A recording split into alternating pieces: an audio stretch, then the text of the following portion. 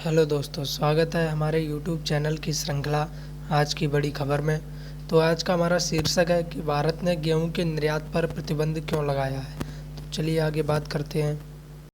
हाल ही में कुछ समय पहले भारत की तरफ से ऐसी संभावना जताई गई थी कि भारत गेहूं का निर्यात पूरे विश्व को कर सकता है, लेकिन भारत से गेहूं के निर्यात को बढ़ावा देने की संभावना तलाशने के लिए 9 देशों में व्यापार प्रतिमंडल के जाने की घोषणा के तुरंत बाद ही तत्काल प्रभाव से अनाज के सभी शिपमेंट पर प्रतिबंध लगा दिया गया है। अब देखते हैं कि ये प्रतिबंध क्यों लगाए गए हैं तथा गेहूं से संबंधित आंकड़ों पर नज़र डालते हैं। वार्षिक उपभोक्ता मूल्य मुद्रास्फीति अप्रैल में 8 साल के उच्चतम स्तर 7.79% तथा खाद्य मुद्रास्फीति 8.38% पर है। वर्तमान विपणन सीजन में सरकारी एजेंसियों के द्वारा अब तक गेहूं की खरीद मात्र 18 मिलियन टन की गई है, जो कि पिछले 15 साल के निचले स्तर पर है। 2021-22 में रिकॉर्ड 43.3 मिलियन टन गेहूं की खरीद की गई थी। अब बात करते हैं सरकार द्वारा लगाए गए प्रतिबंध के कारण के बारे में। देश में पर्याप्त भोजन की उपलब्धता सुनिश्चित करने की प्राथमिकता देने के लिए, और दूसरा कारण हो सकता है खाद्य सुरक्षा, ताकि पड़ोसी और अन्य सुवेद्य विकासशील देशों की खाद्य सुरक्षा पर भी ध्यान दिया जा सके। 31 मार्च 2022 को समाप्त हुए वित्त वर्ष के अनुसार भारत का गेहूं निर्यात $2.05 बिलियन का रहा, जिसमें 7.22 मिलियन टन गेहूं का निर्यात किया गया, जिसका आधा हिस्सा बांग्लादेश को निर्यात किया गया।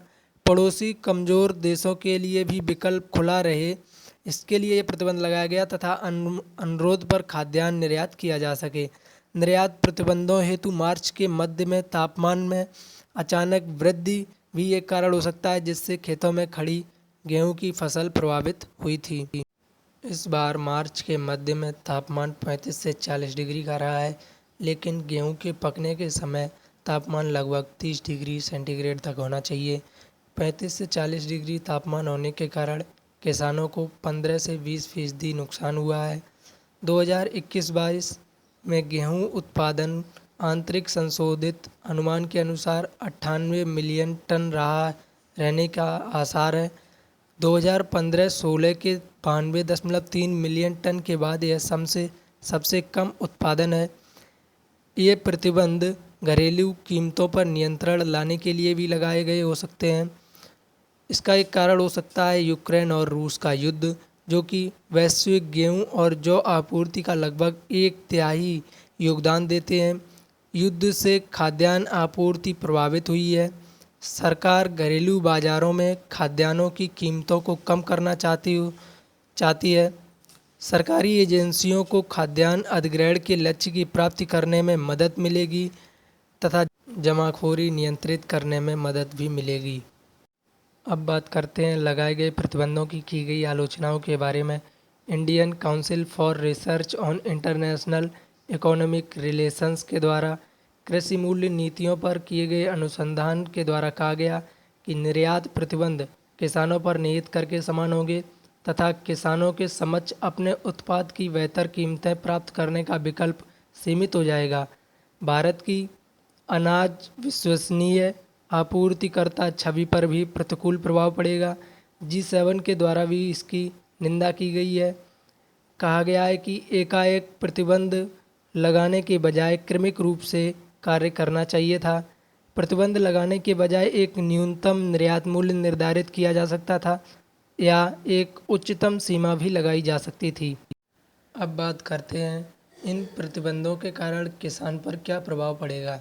न्यूनतम समर्थन मूल्य पर अनाज बेचने के लिए किसान मजबूर हो जाएंगे। इससे पहले प्रतिबंध न लगे होने के कारण निजी व्यापारियों और निर्यातकों के द्वारा गेहूं को न्यूनतम समर्थन मूल्य से अधिक कीमत पर खरीदा जा रहा था, जिससे किसानों को लाभ हो रहा था।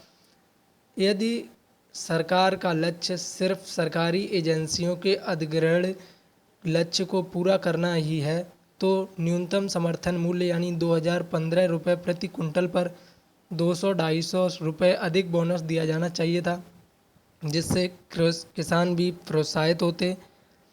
लेकिन खाद्य सुरक्षा और कोरोना महामारी पृष्ठभूमि में सरकार का यह कदम उचित ही कहा जा सकता है। तो आज का अंक यहीं तक, कल मिलेंगे एक और खबर के साथ। वीडियो अगर अच्छी लगी हो तो वीडियो को लाइक करें और चैनल को सब्सक्राइब जरूर कर लें ताकि हमारा वीडियो आपके पास सबसे पहले पहुंच सके।